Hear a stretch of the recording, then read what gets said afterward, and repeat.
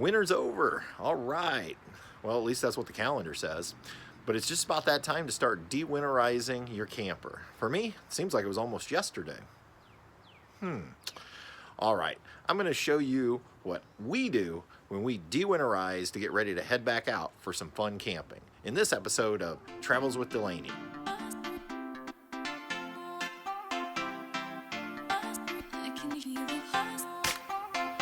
Welcome back, everybody.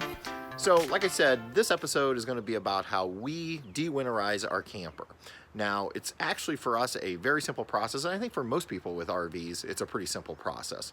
But as you may have noticed in our prior video on how we winterize, and I'll go ahead and link that up here if you haven't seen that video, we actually use the antifreeze method. So one of the main things that we have to do is we need to flush that antifreeze out of our lines so that we can start putting fresh water back in and use our water systems.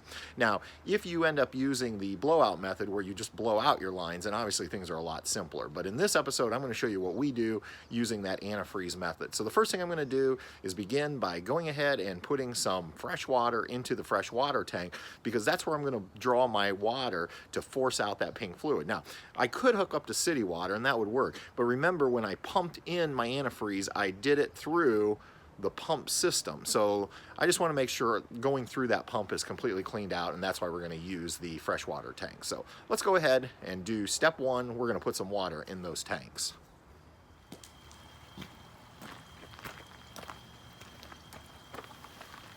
Now, if you're just dewinterizing, you're not planning to go camping, you can just put in a few gallons and that'll be enough to flush it out. We're getting ready to head out on a big trip, so I'm just going to go ahead and fill up our freshwater tank. And in this particular trailer, we have a 30-gallon tank.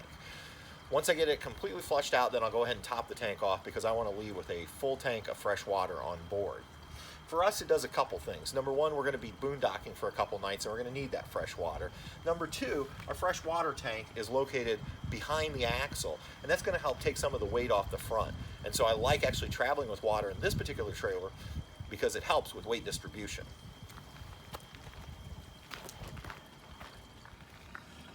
I'm going to start by going ahead and opening my low drain points. That'll go ahead and allow any pink fluid to start draining out. What we don't want to do at this point is touch our bypass valve, because until we get the pink flushed out, I don't even want anything going in my water heater. So I'm just going to leave this alone. Now we're going to go inside and we're going to begin pumping fresh water through the system.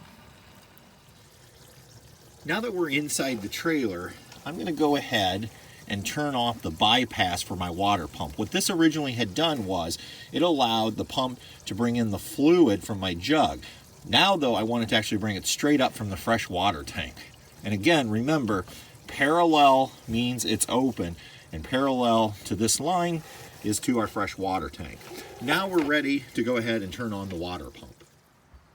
Most likely your water pump switch is going to be located on your control panel in your RV. Right here, ours is labeled water pump. And initially you hear a sound, which is the water pump bringing water up and creating that suction. Once it has the air out of the line, it'll go silent. Now we're ready to actually start flushing all of our lines. All right, let's go ahead and start with the kitchen. We're going to run this. You're going to see pink fluid coming out of that line, and we want to run it till it is this clear water color. And now I'm going to do the hot on this kitchen.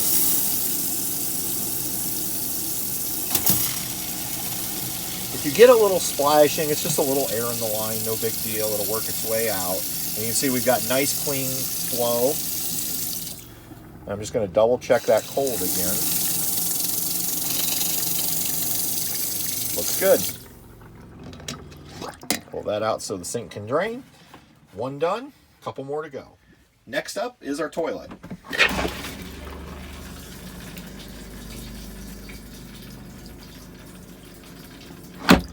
All right, nice and clear. Put that down. Now we'll do our bathroom sink.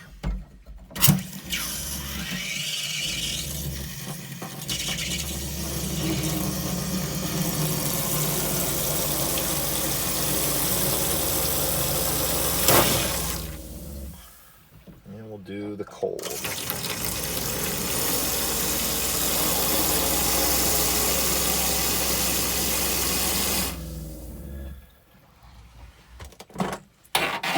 Next, we're going to do our shower.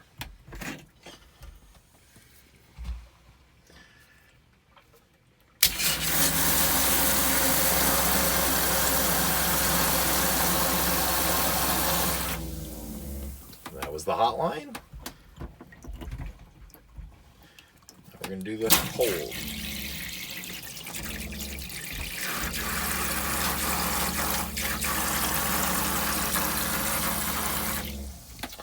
All right, done with the shower. Now you might be thinking we're done, but we're not. I'm not going to forget this time to make sure I do the outdoor shower. So let's head back outside. All right, now all we have left is our outdoor shower. And we're just going to run this again until we see clear coming through. That looks good on the hot side.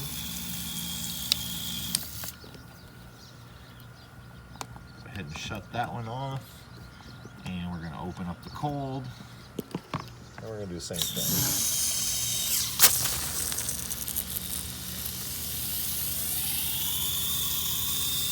All right, looks good. All right, now that I have the entire system flushed out, the final step to get this Tab 400 ready to hit the road, I'm going to go ahead and take the water heater from bypass back to RV.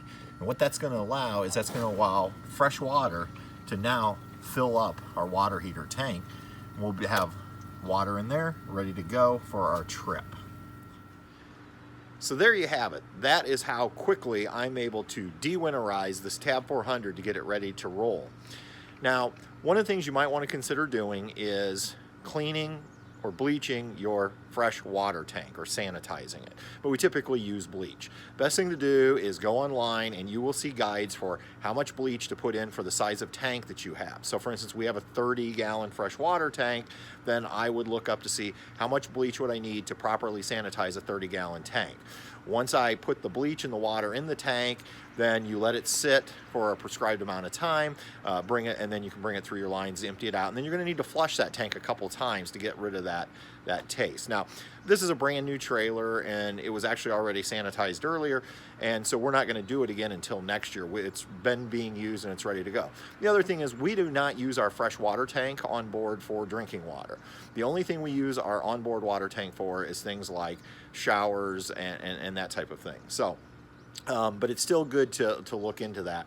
But unfortunately, we don't need to do it this time, so I can't even show you how I would typically do it. The interesting thing is I usually have to go online and search it every time because I forget exactly what the parts per water to bleach are and how long it needs to set to be effective as a sanitizer solution. But it's easy enough. You can look it up online just like I do, and you'll find that. So that's it on the water systems. We're dewinterized once again, ready to head out to Texas.